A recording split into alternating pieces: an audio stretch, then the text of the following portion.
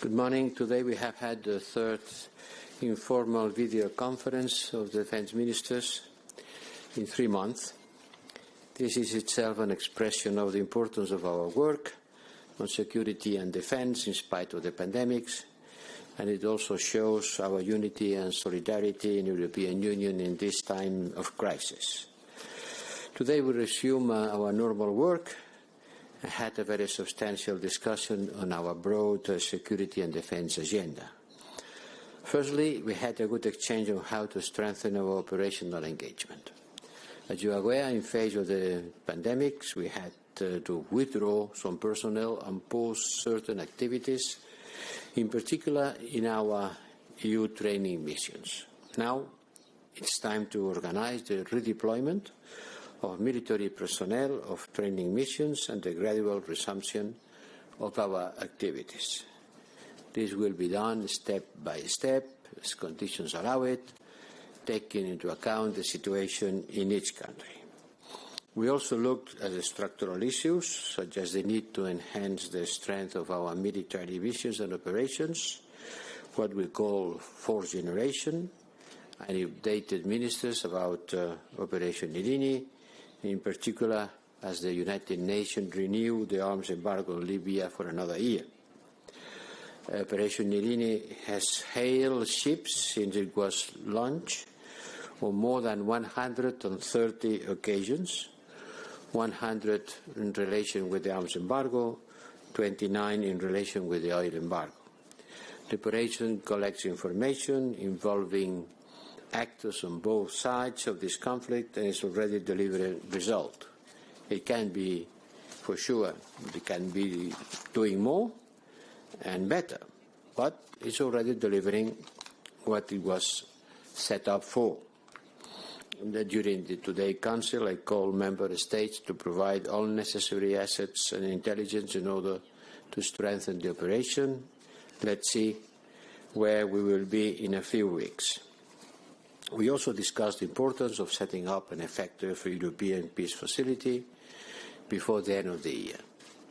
The EU is already engaged in training military forces through our common security and defense policy and supporting partners through the African Peace Facility, and this new instrument would enable us not only to continue doing and better, but also to get used to the next line. We could not only train, but also potentially equip our partners in a more effective manner. Secondly, ministers discussed how to take forward our defense cooperation initiative. Probably the most important is the permanent structured cooperation.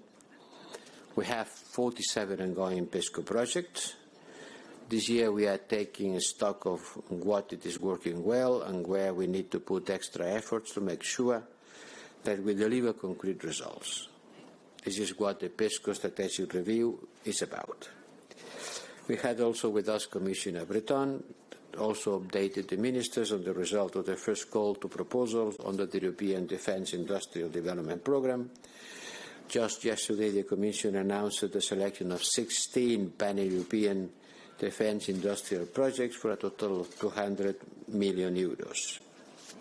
Now, 9 of these projects are PESCO projects. That's a clear demonstration of the coherence among EU defence initiative. And finally, we agreed to launch the development of a strategic compass to translate our level of ambition on security and defence, agreed in 2016, into more concrete policy orientation. This will also contribute to develop a common European security and defence culture. And the key issue underpinning all our efforts is the financial means and the structures necessary to implement all these initiatives. Nothing can be done without resources. And the ongoing negotiations of the multi-annual financial framework are crucial for the success of our defence initiative, the European Defence Fund, the military mobility, and as well as I mentioned, the off-budget European Peace Facility. We need these instruments adequately funded not only for the credibility of our common action, but also because they can also contribute to the overall economic recovery. Thank you very much. We will now go to your questions. Ansgar from DPA, please.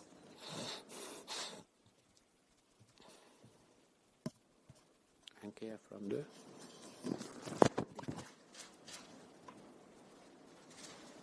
No se oye nada. Ansgar, we cannot hear you. So, do you hear me right now? Yes, now it's fine. Thank you. Perfect. High Rep, you said that you asked the ministers to provide the necessary assets for Operation Irini. Can you tell us what kind of assets are still missing? Thank you. What kind of assets? Well, we need Navy and air assets. Today, Italy has announced the incorporation of the commander ship. We will join the Greek warship that was acting, and we continue asking for more resources because you want a comparison. Sofia was having, I think, was 5 Navy assets, and I don't know exactly the number, but several planes, and today we only have 2 Navy assets and 3 planes. We need more, and the call to the member states, I hope it will be listened. Thank you. I will now go to Brooks. Yes, can you hear me? Yes. Hi. Yes, Brooks, Senior James Defense. Mr. Borrell, I wanted to ask about the strategic compass and why this is starting with... No se entiende. Wait, I don't listen to you. Oh, okay. Yes? Go ahead, please. Yes, my question is about the strategic compass and why this is starting with yet again another threat assessment. The EU and NATO have threat assessments coming out their ears. Most of the member states of the EU know what the main threats are. Why do we need to start this with another threat assessment? The EEAS regularly does threat assessments. Shouldn't the whole strategic compass start with capability development and the concrete issues that are needed rather than the theoretical framework? Thank you.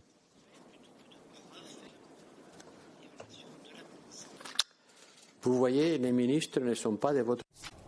Well, the ministers aren't of your opinion, as you can see. The ministers think that we should start with the threat assessment.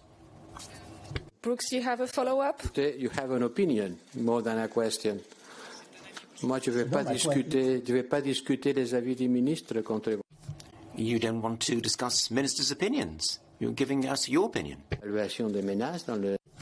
They want a threat assessment in the current situation, which, if I might say, is different from a few years ago.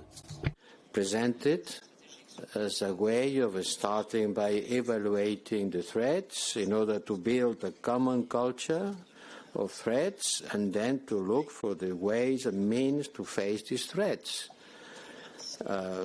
This is the way the strategic compass was conceived. There's nothing new. From the beginning, it was a first stage that has to be finished by the end of the year about the threats identification and evaluation. I don't think it is, as you said ironically, to reinvent the wheel. Fair enough. Thank you. Thank you. I will now go to Camille Cerise. Oui, bonjour, vous m'entendez? Oui. Can you hear me? Agence Europe.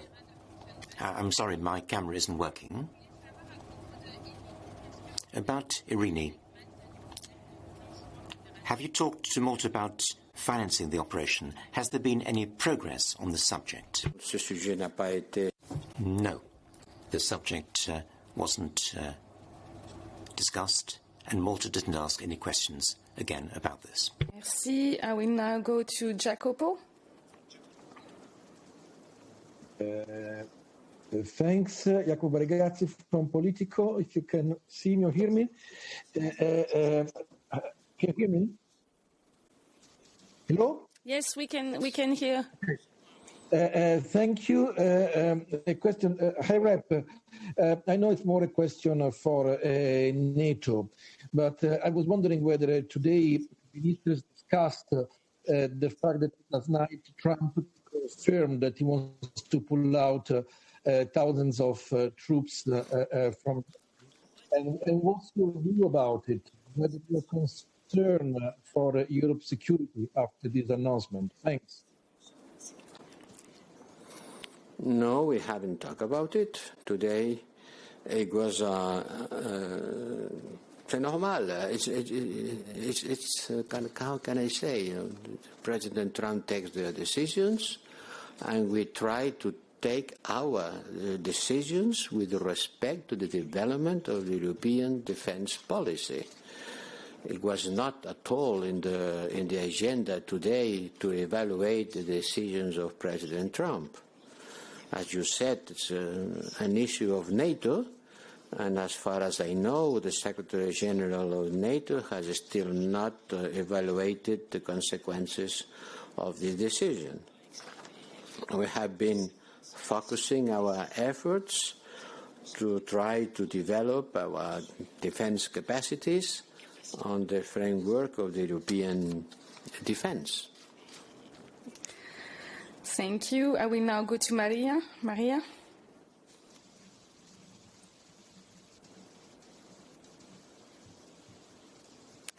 Okay. Hello, can you hear me? Can you see me? Yes, now we can. Okay, hello, Maria Psara with Open TV Greece. 2 questions, if I may. Did you discuss the possibility of NATO's participation in the Operation Irini? And what's the Commission opinion on that? And the second question, if I may, did any member state put on the table the Turkish illegal activities in the Eastern Mediterranean today? Thank you.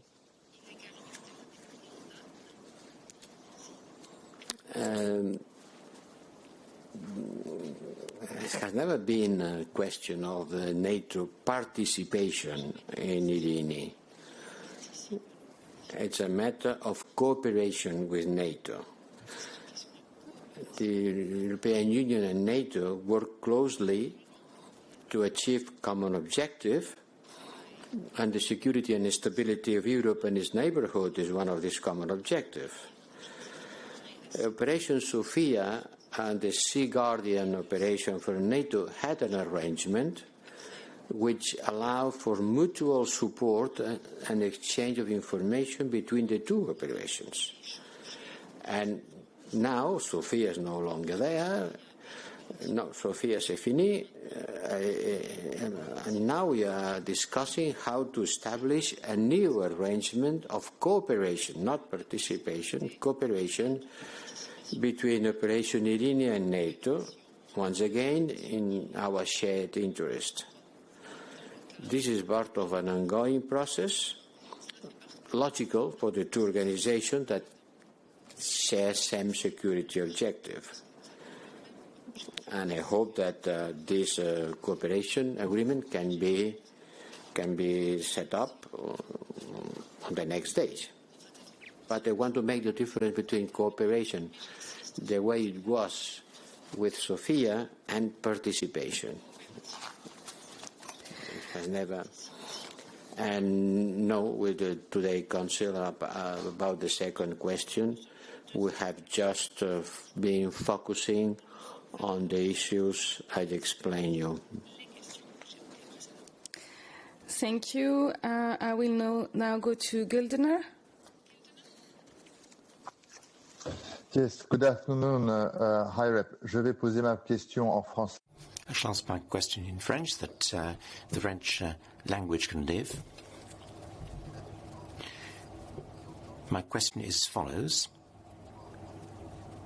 In Turkey, public opinion considers that the Irini operation is concentrating much more on Sarraj rather than on Haftar. Could you confirm that Irini is a highly neutral operation under the UN Security Council resolutions?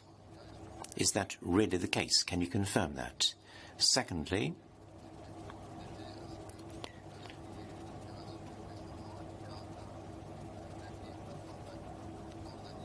what about a recent operation involving a Tanzanian vessel? It was quite difficult to obtain information about this Irini activity. How can we improve transparency about what Irini is doing and isn't doing? Vous avez raison d'essayer de... You're right to try to get other languages to live in the European Union. And thank you for giving me the opportunity to reply in French. I shall certainly do so. I'd be happy to speak Spanish if I could.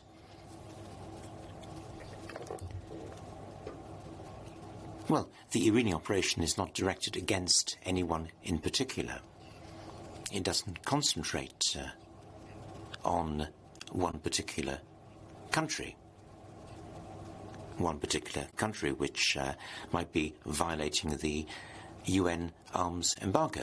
We're absolutely neutral.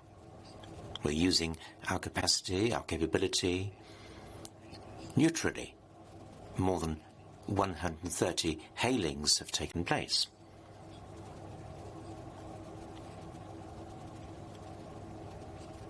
Of course, not all these vessels belong to Turkey.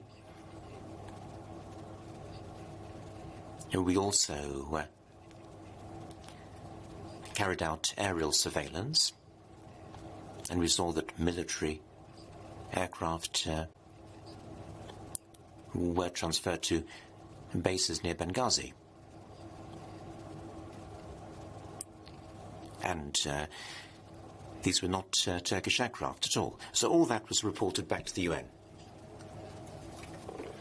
We're acting according to the protocol governing these operations.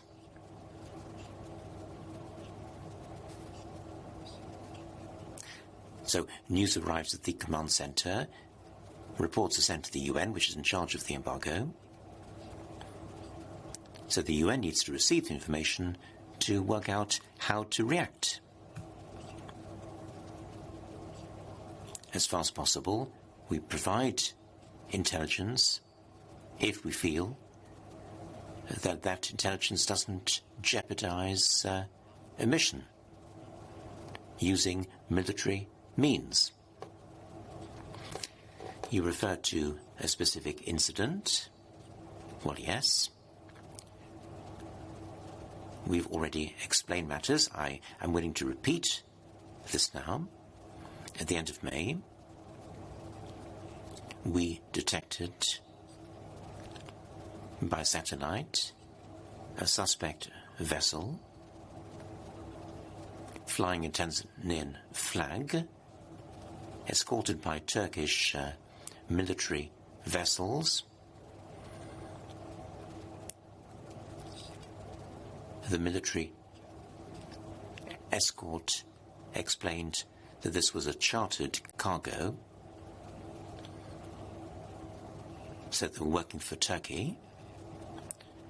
This was medical equipment being taken to Libya. The Irini vessel did what it had to do. We contacted the Turkish authorities with this intelligence in order to have this information confirmed.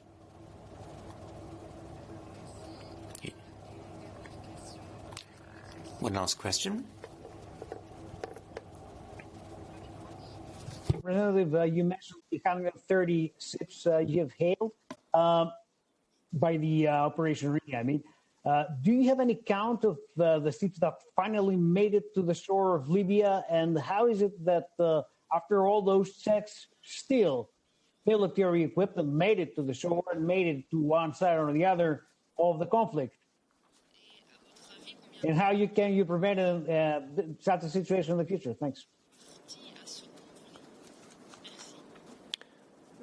The mission has a rule of engagement, and the mission is a mission devoted to get information according with these rules.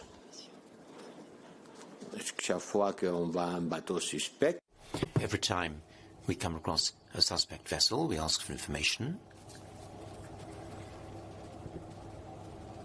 If the information appears satisfactory, there's nothing else we do. Only on the case in which the ship was not answering, when we can take another kind of activities, we can do something more. In the case of the Tanzanian ship, it was the Turkish military vessels who were escorting, who answered. The Tanzanian ship was not answering, but the Turkish military escort answered. And when there is an answer and we don't find any specific reason according with the rule of the sea, we cannot do anything more than to transmit this information to the United Nations. And it's the United Nations to gather this information in order to control the implementation of the arms embargo. Thank you very much. As I don't see any more questions, I will now close this press conference. Thanks again and have a nice afternoon. Thank you, High Representative.